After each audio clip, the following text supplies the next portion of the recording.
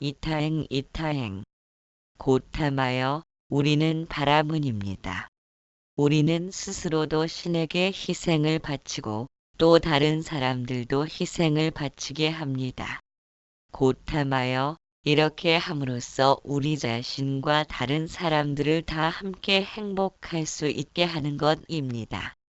그러나 고타마여, 당신의 제자들은 가정을 나와 사문이 됨으로써 자기의 일신을 편안히 하고 자기 일신의 괴로움을 없애려 합니다. 그렇다면 이것은 오직 자기 한 몸의 행복만을 위해 도를 닦는 것이 됩니다. 이것이 출가의 소행이라 생각되는데 그대는 어찌 여기십니까? 증지부 경전. 붓다가 기원정사에 계셨을 때의 일이다. 상가라바라는 바라문이 찾아와서 질문을 했다. 바라문이란 오랜 전통을 이어오는 사제 드림으로 새 사상가인 붓다와 그 제자들에 대해서 얼마간의 적대 의식을 지니고 있었던 것 같다. 이제 이 바라문이 붓다에게 내놓은 질문에도 힐난하는 듯한 어조가 느껴진다. 그는 말했다. 우리는 신 앞에 제사를 지내고 희생을 드림으로써 자기를 위해서나 남을 위해서나 복이 될 수 있는 길을 닦는다. 그런데 붓다의 제자들이 출가하여 벌이는 행위를 보건대 결국은 자기를 통제하고 자기를 편안케 하고 자기의 고통을 없애려고 마음을 기울이는 것 같다. 그것은 결국 자기 한 사람만을 위하는 길이 아닌가 하는 것이 이 구절에 인용한 바라문의 질문 요지이다. 이렇게 말한 바라문의 마음속에는 많은 사람을 위한 행복의 길이 한 사람을 위하는 그것보다 우월하다는 생각이 뿌리 내리고 있다. 말하자면 붓다와 그 제자들의 종교를 한 사람만을 위한 것이라고 규정해버림으로써 그런 태도를 비난하려는 뜻이 드러나고 있다. 이 바라문의 질문은 불교 내부에서도 종종 있어 왔다. 그 논쟁이란 대승이라고 자처하며 새로운 주장을 내세운 사람들과 그들에 의해 소승이라고 비난받으며 전통의 고수를 주장한 사람들 사이에서 장기간에 걸쳐 행해진 대승과 소승의 논쟁이다. 그러다 붓다가 멸도하신 후 120년이 지나 불교 교단은 계율 문제로 인하여 크게 상좌부와 대중부로 나누어진다. 상좌부는 장로들을 주축으로 형성되었고 엄격한 금욕 생활을 주장하였으며 대중부는 진취적이고 개혁적인 성향의 젊은 승려들을 주축으로 대중의 교화에 힘써야 한다는 수행승들의 집단으로 이루어졌다. 이를 부파 불교라 하며 여기서 다시 경전의 해석 여부, 지역 특성 등으로 총 18개의 부파로 나누어진다. 상좌부는 부처는 무량한 세월의 수행을 거쳐 부처가 되었다고 보기 때문에 현생의 불교 수행의 궁극적 목적을 깨달음, 즉 아라한과를 성취하는 데 두었다. 대중부는 전통적 보수주의의 불교에 반대하며 생사열반은 다만 이름에 지나지 않는다는 주장을 하며 현재만을 인정하고 과거, 미래는 부정하였다. 수행 목표를 부처가 되는 데 두고 보리를 증득하려고 노력하였으며 자리 이타 자일 이타의 보살행에 중점을 두었다. 상좌부는 소승으로 불려지며 스리랑카, 태국, 필리핀 등으로 퍼져나갔고 대중부는 대승으로 불려지며 티베트, 중국, 한국, 일본 등으로 퍼져나갔다. 대승과 소승의 차이는 경전의 표현을 빌리자면 상구보리 상구보제 즉 진리를 추구하는 것과 하화중생 곧 중생을 제도하는 것 중에서 전자를 자리자이 후자를 이탈라 하여 소승은 상구보리에만 치중하고 후자의 대의를 망각한 무리라고 비난한 데서 비롯된 논쟁이었다. 이런 논쟁은 장기간에 걸쳐서 반복되었고 중국을 통해 우리가 받아들였던 것은 하화중생 하화중생 하는 대승파의 불교였기에 소승이라고 하면 조금 낮은 가르침인 것처럼 받아들여 왔던 것도 사실이다. 그러나 어쨌든 간에 지금 비슷한 내용의 질문이 바라문에 의해 붓다에게 제시되었다는 것은 매우 흥미있는 일이 아닐 수 없다. 그러면 붓다는 이 문제에 대해 어떻게 대답하였던가? 바라문이여, 그러면 그것에 대해 나는 그대에게 물어보고 싶다. 생각대로 대답하라. 바라문이여, 그대는 이것을 어찌 생각하는가? 이 세상에 열애가 나타나서 이와 같이 설한다고 하자. 이것이 도이다. 이것이 실천이다. 나는 이 길을 가고 이 실천을 완성함으로써 번뇌가 소멸되고 해탈을 얻을 수 있었다. 너희도 이리 와서 함께 이 길을 가고 이것을 실천함으로써 번뇌를 없애고 해탈을 얻도록 하라. 이와 같이 열애가 법을 설한 결과 다른 사람들도 그렇게 수행하여 해탈을 얻은 이가 수백, 수천, 수만에 이르렀다고 하면 바라문이여, 그대는 이것을 어떻게 생각하는가? 이래도 여전히 출가하는 것은 한 사람을 안위와 행복에 기리겠는가? 아니면 많은 사람들을 위한 행복에 기리겠는가? 이렇게 질문받고 보니 마침내 바라문도 말하길, 고탐하여 그렇다면 출가의 행위도 많은 사람들을 행복하게 하려는 길이라 하지 않을 수 없습니다.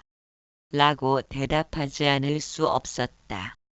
이때 옆에서 그 바라문에게 말을 건 사람이 있었다. 그는 아난다아난이었다. 그는 바라문이 붓다의 대답을 듣고 대번에 출가자의 태도가 많은 사람들을 행복하게 하는 길임을 인정한 것을 보고 우쭐한 마음이 들었는지 이렇게 바라문을 향해 질문을 던졌다. 바라문이여, 그러면 이 두 가지 길에서 당신은 어느 것이 뛰어나다고 생각하는가?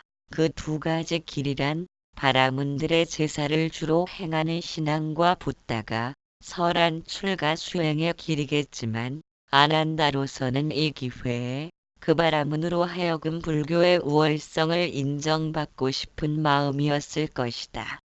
그러나 바라문의 입장이 되고 보면 그런 고백은 하고 싶지 않았으리라.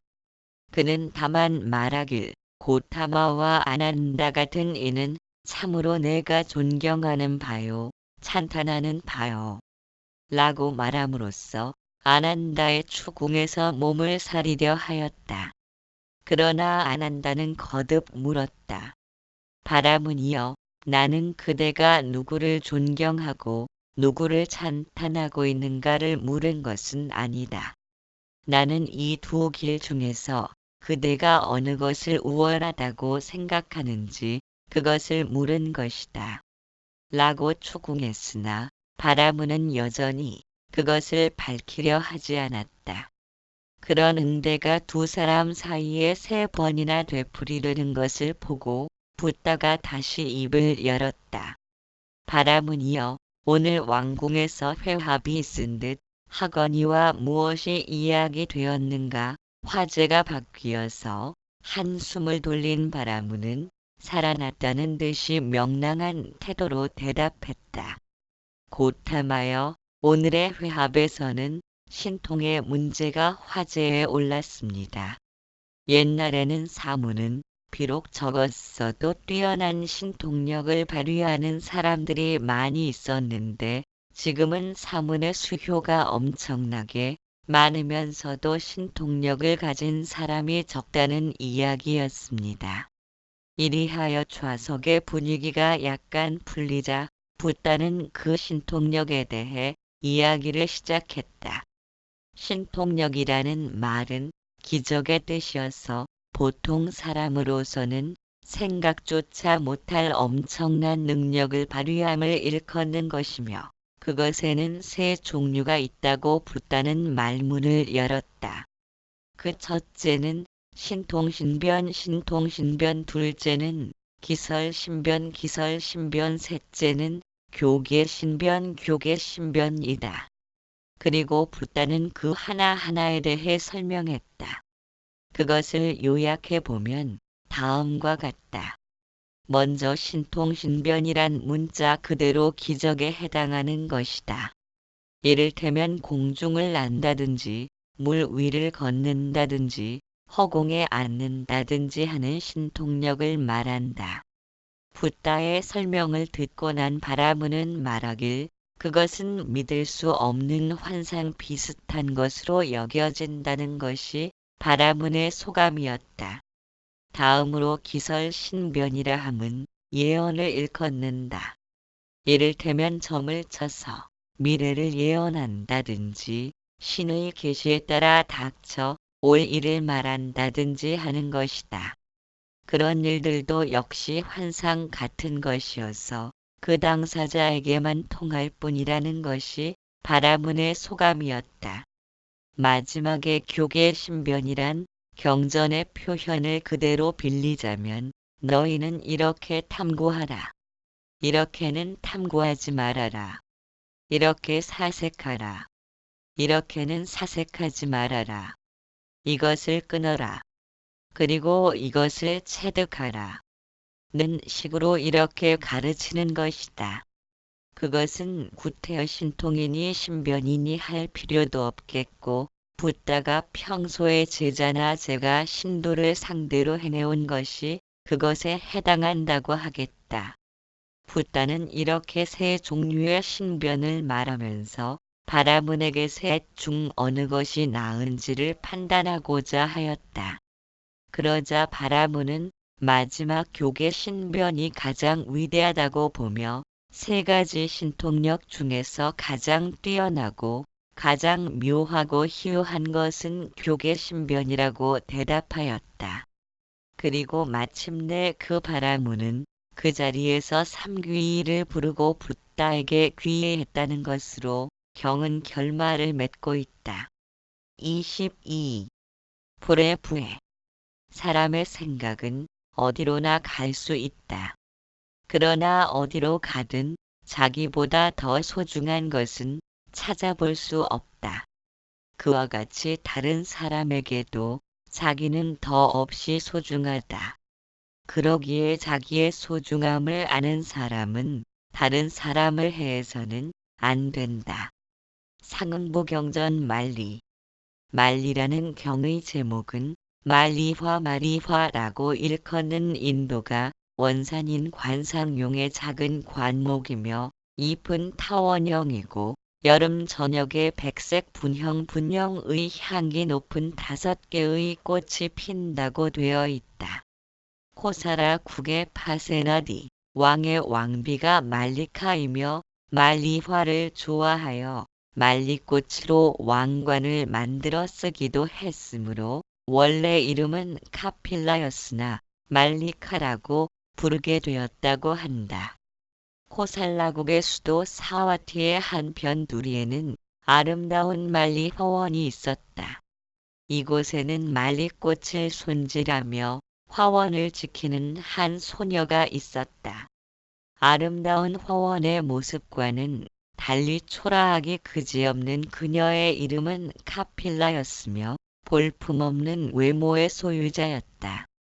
노예로 태어나 가진 재산도 없는 데다 타고난 미모도 없는 처량한 신세였지만 그녀는 항상 노예 신분으로부터 벗어나 한 여자로 행복하게 살기를 희망하고 있었다. 그러던 어느 날 이른 아침에 도시락을 챙겨 화원으로 향하던 그녀는 도중에 한 사문을 발견했다. 왠지 그 순간 도시락을 공양하고 싶다는 생각이 문득 들었다. 노예 신분이었으므로 조심스럽게 사문에게 도시락을 건네자 사문은 기꺼이 도시락을 받았다. 그녀는 말리 화원으로 들어갔다. 그 무렵 파세나디 왕은 병사들을 거느리고 숲에서 사냥을 하고 있었다. 사슴의 무리를 발견하고 정신없이 뒤를 쫓다. 일행과 헤어지게 된 왕은 우연히 말리 허원을 발견하고 안으로 들어갔다. 그녀는 자신이 입고 있던 웃옷을 한 장 벗어 자리에 깔고 앉을 것을 권했다. 그리고 발을 씻으시겠습니까? 라고 묻자 그리하겠노라고 왕이 대답하자 연꽃잎에 물을 담아와서 발을 씻겨주었다. 또 마실 물을 준비할까요? 라고 물은 후 그리하겠노라고 하자 마실 물을 가져다 주었다. 그리고는 왕을 편안하게 눕게 한 후 온몸을 시원하게 안마해 주었다. 길을 잃고 헤매 다니다 지칠 대로 지쳐있던 왕은 피곤이 싹 풀렸다. 외모는 볼품 없었지만 모든 것을 알아서 미리 대처해주는 그 소녀의 현명한 처사에 감탄한 왕은 그녀의 주인인 야즈냐다타를 불러 고액을 지불한 후 차로 삼겠다며 그녀를 왕궁으로 데려갔다. 갖가지 장신구와 아름다운 옷으로 치장되어 궁전에 들어선 카필라는 그때서야 자신을 데려온 사람이 파세나디 왕이라는 것을 알게 되었다. 이후 카필라는 왕의 여자가 되기 위한 예의 범절과 교양을 갖추기 위해 여러 가지 교육을 받았다. 사람들은 그녀가 말리 허원에서 왔다고 하여 말리카라고 불렀다. 파세나디 왕의 총애를 받으며 성숙함을 더해가던 어느 날 말리카는 왕의 500여 명의 여인 가운데 첫째 부인으로 선발되었다. 다른 여인들에 비해 모든 조건은 뒤떨어졌지만 세심하고도 배려 깊은 말리카의 언행과 배려 깊은 마음씨에 애정을 느낀 왕이 그녀를 선택한 것이었다. 어느 날 사와티가 한 눈에 다 내려다 보이는 높은 누각에 오른 말리카는 지난 날을 회상하다 생각했다.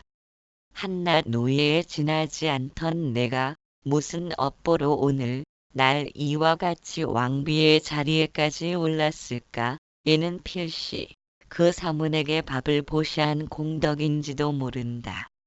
말리카는 옆에 있던 시녀에게 물었다. 혹시 이러이러한 모습의 사문을 너는 알고 있느냐? 예, 알고 있습니다. 아마 부처님을 말씀하시는 듯합니다. 이 대답을 들은 왕비는 크게 기뻐하며 왕의 허락을 얻은 후 부처님이 계신 기원정사로 향했다.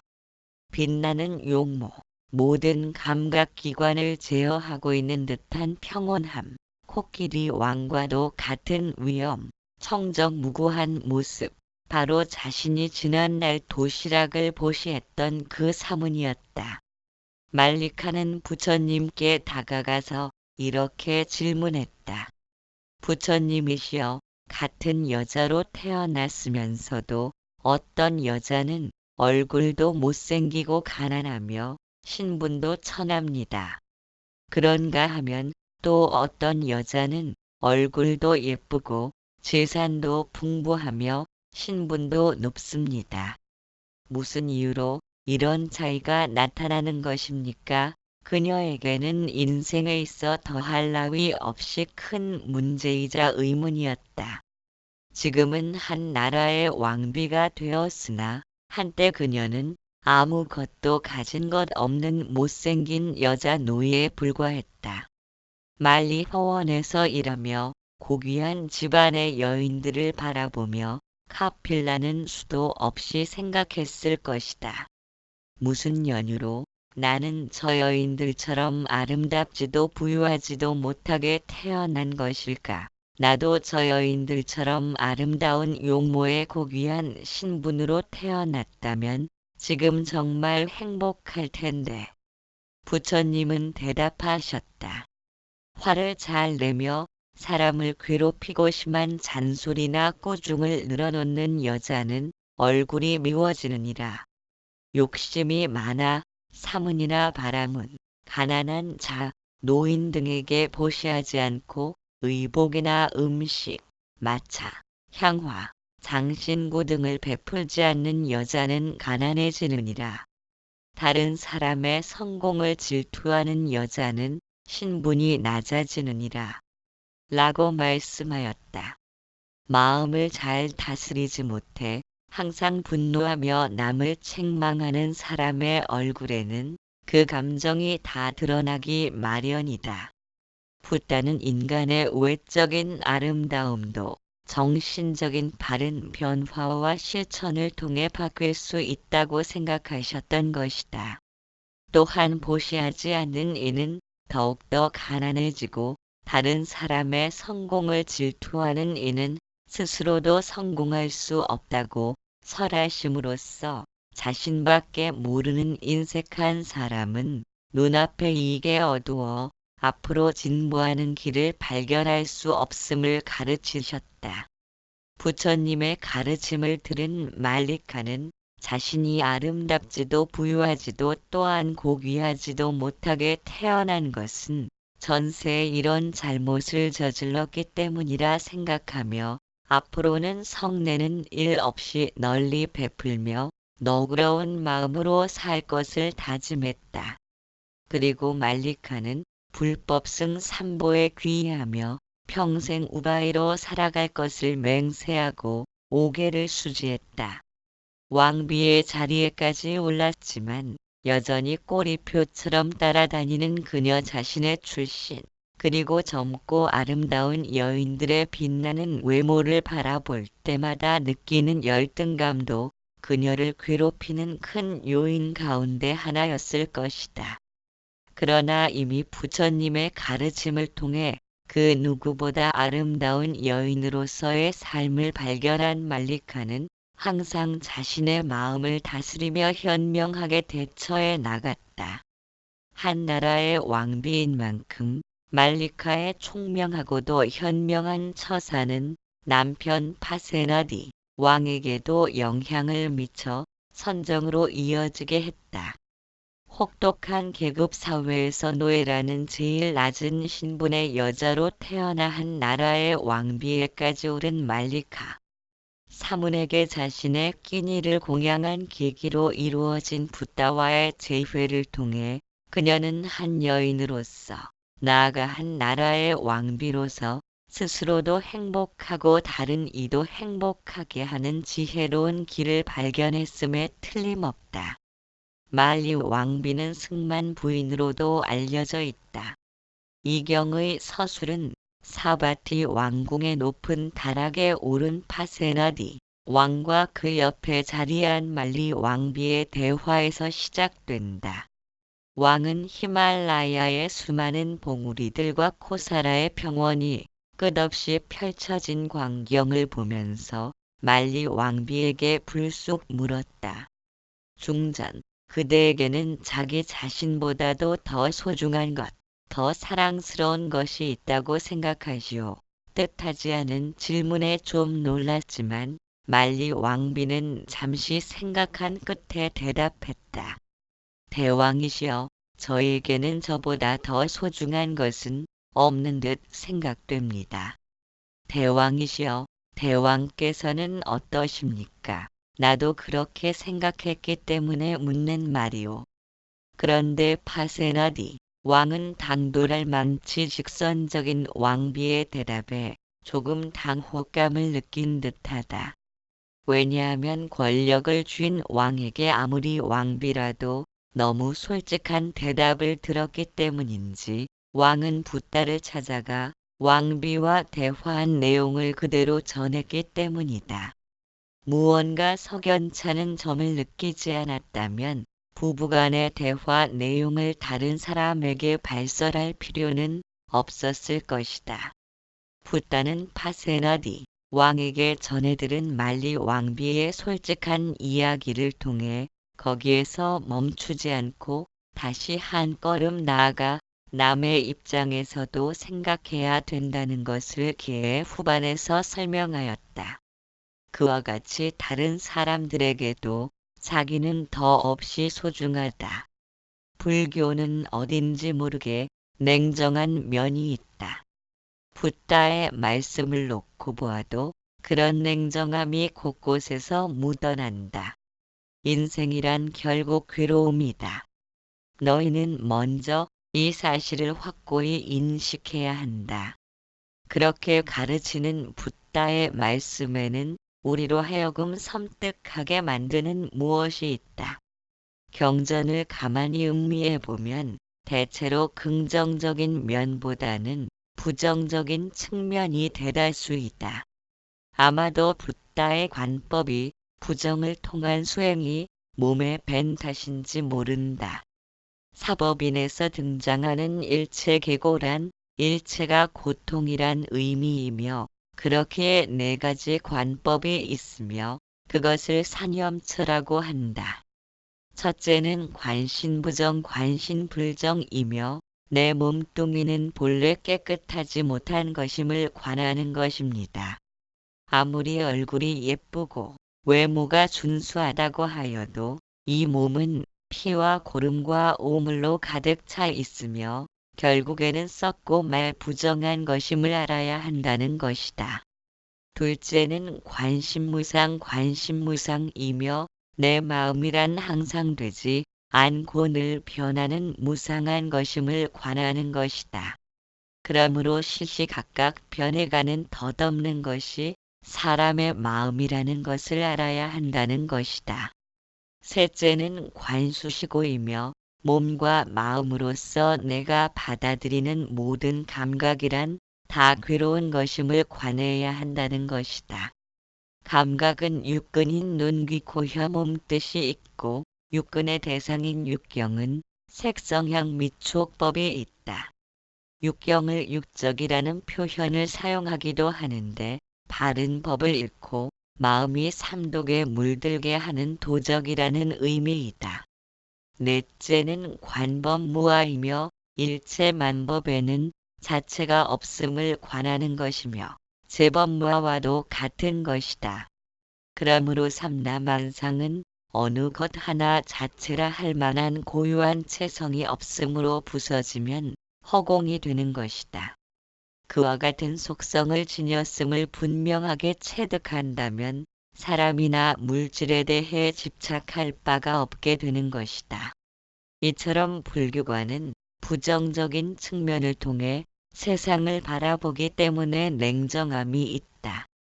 붓다는 삼독에 물든 마음인 탐욕과 분노에 대해 이렇게 말했다. 그것은 마치 마른 풀로 만든 횃불을 들고 바람이 불어오는 방향으로 달리는 것과 같으며 만약에 빨리 그 횃불을 던져버리지 않는다면 그 불은 손과 온몸을 태우고 말리라. 거짓에 취하고 환상을 뒤쫓는다면 구제의 문은 영원히 열리지 않을 것이다.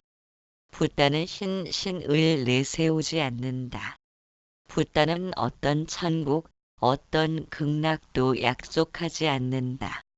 붓다는 자기만 의지하면 어떤 죄라도 소멸한다는 그런 계약을 남발하지도 않는다. 붓다는 영생을 제공함으로써 인간의 본능적 욕구를 만족시켜 주려고도 하지 않는다. 붓다는 그런 환상과 오류와 비합리적인 것을 일체 부정하고 타파하였다. 그러고 나서 냉철한 눈으로 존재와 인간의 진상을 관찰하고 투시하였다.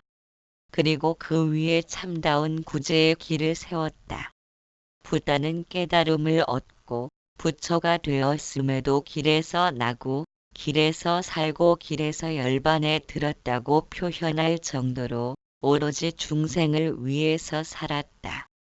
붓다의 삶은 중생을 위한 여정에서 자신과 타협한 적은 단 한 번도 없는 냉철한 이성의 길이었다. 그것은 위대하고 큰 사랑이 없다면 엄두도 내지 못할 일이다. 지구상에서 붓다와 같은 인물의 출현은 더 이상 기대하기 어려울 정도로 이 세상 어느 누구보다도 아름답다. 23.